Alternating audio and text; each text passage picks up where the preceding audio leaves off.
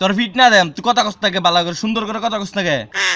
আরে মিয়া কাক্কা না বালা কথা কন। পুকুর পাড়ের রাস্তার ধারে দুটো শালিক পাখির ছানা নিচে পড়ে কিচির মিচির করে ডেকেই চলেছে।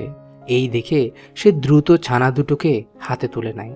এরপর সে চারপাশটায় বেশ কিছুক্ষণ খোঁজাখুঁজির পর দেখতে পায় যে পাখিগুলোর বাসা গাছের মাঝেই ভেঙে কে যেন তছনছ করে দিয়েছে।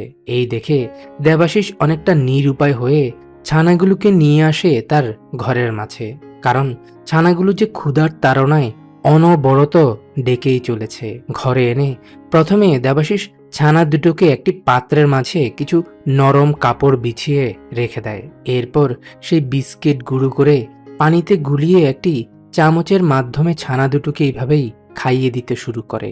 ক্ষুধার তাড়নায় ছটফট করা শালিক ছানা দুটো খাবার পেয়ে খুশি মনেই খেতে শুরু করেছে। বেশ কিছুক্ষণ ধরে পেট ভরে দেবাশিস ছানা দুটোকে খাইয়ে দেওয়ার পর সে এবার সিদ্ধান্ত নেয় অসহায় এই ছানা দুটোকে সে আবারও তাদের বাবা মায়ের বুকে ফিরিয়ে দিবে। তাই তো সে ছানা দুটোকে ঝুড়িতে করে আবারও নিয়ে আসে সেই রাস্তার ধারে। এরপর সে ছানাগুলো পুরাতন ঘরের পাশেই অন্য একটি গাছে এভাবেই ঝুড়িটি ঝুলিয়ে রেখে দেয়। কিন্তু ঝুড়িটি ঝুলিয়ে রাখার পর প্রায় 1 থেকে 2 ঘন্টা কেটে যাওয়ার পরও ছানাগুলোর বাবা মা যে তাদের কোনো খোঁজ খবরই নিতে আসলো না। তাই তো দেবাশিস আবারও অসহায় এই ছানা দুটোকে তার ঘরে ফিরিয়ে নিয়ে আসে। ঘরে এনে বাবা মা হারা এই শালিক ছানা দুটোর দেখভাল শুরু করে দেবাশিস।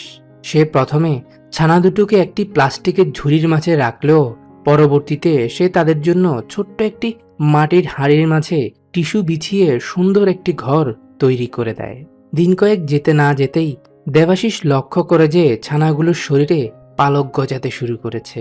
সে এখন আর ছানাগুলোকে শুধুই কেবল বিস্কিটের গুঁড়ো পানিতে গুলিয়ে খাওয়ায় না, সে এখন ছানাগুলোর সুস্বাস্থ্যের কথা ভেবে তাদের দুধ ভাত মেখে নিজ হাতে এইভাবেই খাইয়ে দেয়।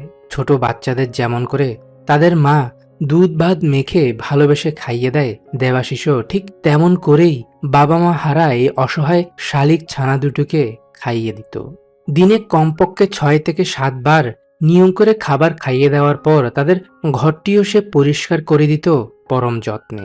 অসহায় এই ছানাগুলো তাদের মাতৃত্বের ভালোবাসা থেকে বঞ্চিত হলেও হয়তোবা দেবাশিসের এমন আদর যত্নে তা কিছুটা পূরণ হলেও হতে পারে। কিন্তু পেটে প্রচণ্ড ক্ষুধা নিয়ে হলেও মায়ের বুকে মাথা রেখে ঘুমানোর ওই প্রশান্তি থেকে যে ছানাগুলো চিরতরে বঞ্চিত হয়েছে। এখন শুধুই কেবল দেবাশিস ছানাগুলোর দেখভাল করে না, তাদের কিচিরমিচির ওই মধুর শব্দ যে তার পরিবারের প্রত্যেকটি সদস্যরই মন জয় করে নিয়েছে। তাই তো দেবাশিসের অবর্তমানে তার ছোট ছোট 2 ভাগ্নে সাথে তাদের মা এখন ছানাগুলোর দেখভাল করে চলেছে। মহতেই পরিবারটির প্রত্যেকটি সদস্যের পাখিগুলোর প্রতি এমন ভালোবাসা দেখে নিজের অজান্তেই মনটা কেমন যেন খুশিতে ভরে যায়। তারা এখন ছানাগুলোকে ভাত চাল ইত্যাদির সাথে সাথে বাজার থেকে পুষ্টিকর ময়না এবং শালিক পাখির খাবার এনেও খেতে দেয়। শালিক ছানাগুলো দেবাশিসের ঘরে আজ প্রায় 15 থেকে 17 দিন ধরে রয়েছে। ইতিমধ্যে তারা বেশ বড় হয়ে উঠেছে, কিন্তু একটি ছানা সুস্থ সবলভাবে বড় হয়ে উঠলেও অন্য ছানাটি অপেক্ষাকৃত ধীরে ধীরে বড় হচ্ছে। হয়তোবা বড় ছানাটির তুলনায় ছোট ছানাটি অপেক্ষাকৃত কম খাবার খাওয়ার কারণেই এমনটা হচ্ছে। তাদের বয়স যখন প্রায় 20 থেকে 22 দিন হয় তখন দেবাশিস ছানাগুলোকে ছোটই মাটির ঘরের মাঝে আর রাখে না। সে এখন তাদের জন্য এই পাত্রটির মাঝে কিছু কাগজ আর টিস্যু বিছিয়ে দিয়ে বিশাল এই নতুন ঘরটি তৈরি করে দেয়। কারণ ছানাগুলো যে দিন দিন বড় হয়ে উঠছে। বড় হওয়ার সাথে সাথে শালিক ছানা দুটো যে এখন দেবাশিসের পরিবারের একটি অবিচ্ছেদ্য অংশ হয়ে উঠেছে।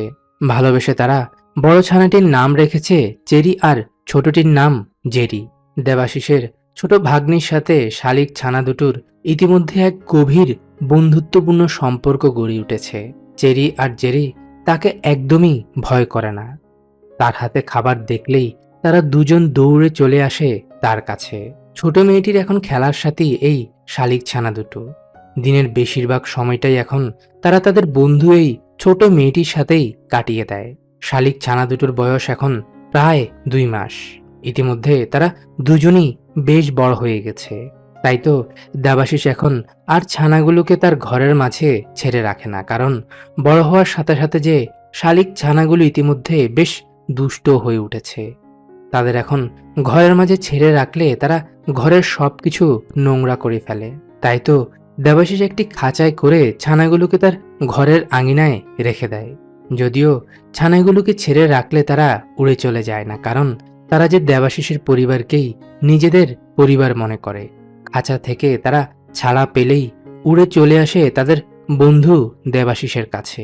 ছানাগুলোর বয়স যখন প্রায় 2.5 থেকে 3 মাস, তখন দেবাশিস সিদ্ধান্ত নেয় যে সে বড় ছানাটি অর্থাৎ চেরিকে কথা শেখাবে। তাই তো সে পাখি দুটোকে আলাদা করে চেরিকে কথা শেখানো শুরু করেছে। প্রায় 2 থেকে 3 মাসের প্রচেষ্টার পর চেরি এখন ভালোই কথা বলতে পারে। তোর ফিট না দেম, তুই কথা কস থাকে বালা করে, সুন্দর করে কথা কস থাকে, সুন্দর করে কথা কইবেন কিন্তু কোন। আরে মিয়া কাক্কা না, বালা কথা কন না, বলো কাকি কাকি, বলো কাকি বলো। কিন্তু বড় শালিক ছানাটির সাথে দেবাশিস বেশি সময় কাটানোর কারণে অন্য শালিক ছানাটিকে তেমন একটা সময় দিতে পারেনি, যার কারণে সে হয়তোবা মন খারাপ করেই আগের মতো আর দেবাশিসের ডাকে সাড়া দেয় না। এই যে যে যে যে শোন শোন শোন শোন, খারা খারা। জেরি এখন অন্যান্য বন্য শালিক পাখিগুলোর সাথে ঘুরে বেড়াতেই বেশি পছন্দ করে। কিন্তু হঠাৎ করে একদিন দেবাশিসের কাছে তাদের গ্রামের একটি ছোট্ট ছেলে খবর নিয়ে আসে যে তার পোষা একটি শালিক পাখি আহত হয়ে মাটিতে পড়ে আছে। খবর পেয়ে অনেকটা পাগলের মতোই দেবাশিস ছুটে যায়। এরপর সে দৌড়ে গিয়ে দেখতে পায় যে তার অতি আদরে বড় করা জেরি খুব গুরুতরভাবে আহত হয়ে মাটিতে পড়ে আছে। এই দেখে এসে তাড়াহুড়া করে জেরিকে মাটি থেকে তুলে ঘরে নিয়ে আসে। ঘরে এনে সে শুরু করে জেরির চিকিৎসা। জেরির শরীরের আঘাতের চিহ্ন দেখে দেবাশিস বুঝতে পারে যে তার ছোট্ট বন্ধু জেরিকে কোনো এক দুষ্ট বিড়াল সুযোগ বুঝে আক্রমণ করেছে। দেবাশিসের সেবা সুস্থতা পেয়ে দিন কয়েকের মধ্যে জেরি কিছুটা সুস্থ হয়ে উঠলেও 5 থেকে 6 দিন পরেই জেরির মৃত্যু ঘটে। যা দেখে দেবাশিসের পরিবারের প্রত্যেকটি সদস্যের চোখের কোণ থেকে তাদের অজান্তেই অশ্রু ঝরে পড়তে শুরু করে। এরপর দেবাশিস বুকে পাথর রেখে তার আদরের জেরিকে এইভাবেই মাটি চাপা দিয়ে দেয়। এই পৃথিবী থেকে জেরির চিরতরে চলে যাওয়া পরিবারটি মেনে নিতে কষ্ট হলেও তারা বেঁচে থাকা চেরির দিকে তাকিয়ে চেষ্টা করছে জেরিকে হারানোর কষ্টটা ভুলে থাকতে।